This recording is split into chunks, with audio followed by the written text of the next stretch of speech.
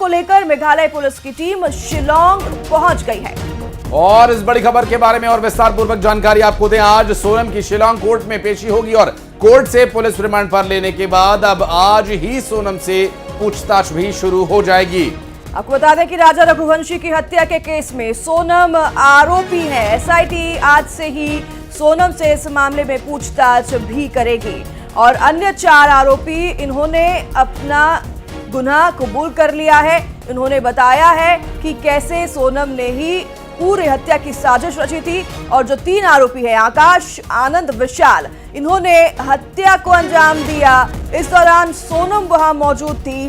राजा की जब हत्या की जा रही थी सोनम वहां सामने खड़ी थी आशीष।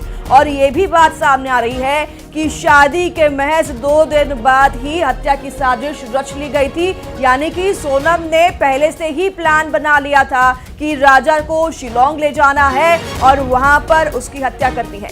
निश्चित रूप से, और ये एक बेहद जघन्य हत्याकांड जो अंजाम दिया गया, इसकी एक प्लानिंग, साजिश और पूरा षड्यंत्र हत्या का रच कर ले जाया गया और वहां उसे घेर कर मारा गया। ये जो पूरा घटनाक्रम है, अब इस पूरे मामले पर एसआईटी की पूछताछ में कुछ और बड़े खुलासे, मसलन जो मर्डर का मोटो है, देखिए वो यूं तो चित्रा साफ नजर आ रहा है, लेकिन उसमें और मर्डर तक ये पूरा प्लानिंग जाए, इसके लिए क्या कोई एक मोटिव होना चाहिए। किसी की हत्या करने के लिए आपके पास एक बहुत बड़ा कोई कॉन्क्रीट रीजन होना चाहिए जिसकी वजह से आप किसी की हत्या करते हैं, तो उसके बारे में आपको बताना होगा, क्योंकि कानून अब इस पूरे मामले में पूरी सख्ती बरत रहा है। और अब सोनम को लेकर शिलांग पहुंचेगी मेघालय पुलिस, तो वहां पर एसआईटी जो है इससे पूछताछ करेगी और इस पूरे घटनाक्रम को लेकर जो परिस्थितियां अब तक बन रही थी, जिस तरह की शक शुबा आशंका थी, वो सब पहले ही क्लियर हो चुका है। लेकिन अब उस परिवार को जवाब चाहिए सोनम से, क्योंकि बार बार देखिए चित्रा, बार बार उनके पिता, उनके भाई यही कह रहे थे, जब तक हम सोनम के मुंह से नहीं सुनेंगे कि उसने ऐसा किया और किया तो क्यों किया, तब तक हमें यकीन नहीं होगा। बिल्कुल, और आपने जिस तरह से कहा कि मोटिव होना बेहद जरूरी है, मोटिव की तो अभी जांच पड़ताल होगी, पूछताछ होगी तो सामने आएगा ही। लेकिन अभी तक सोनम जिस तरीके से अपने आप को पीड़ित बता रही थी, यानी कि पूरी प्लानिंग के साथ उसने ये घटनाक्रम को अंजाम दिया। हत्या के बाद इंदौर भी आती है सोनम, अपने लवर से मिलती है और फिर गाजीपुर आना, ये सब कुछ प्लानिंग था। और निलॉय भट्टाचार्य हमारे सहयोगी इस वक्त हमारे साथ जुड़ गए। निलॉय, एसआईटी की पूछताछ आगे होनी है, सोनम के कब तक शिलांग पहुंचने की जानकारी, कितने बजे तक वो पहुंचेगी, क्या एसआईटी आगे करेगी और मेघालय पुलिस का क्या रहेगी आगे भूमिका?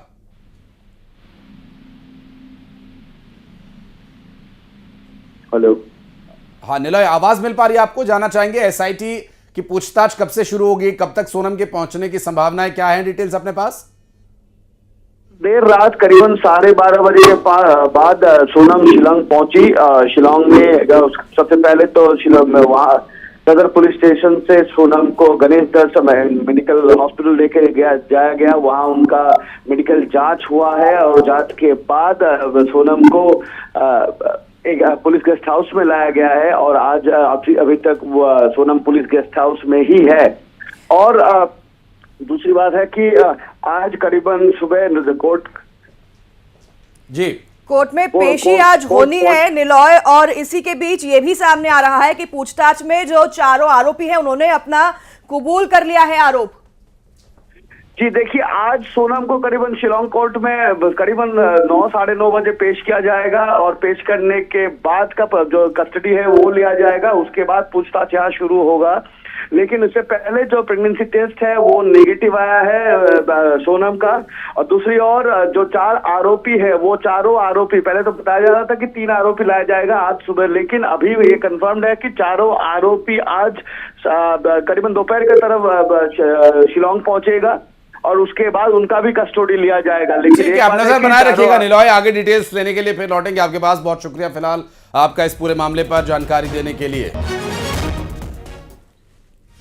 और बड़ी खबर, इसी खबर से जुड़ी हुई राजा रघुवंशी हत्याकांड के 4 आरोपियों ने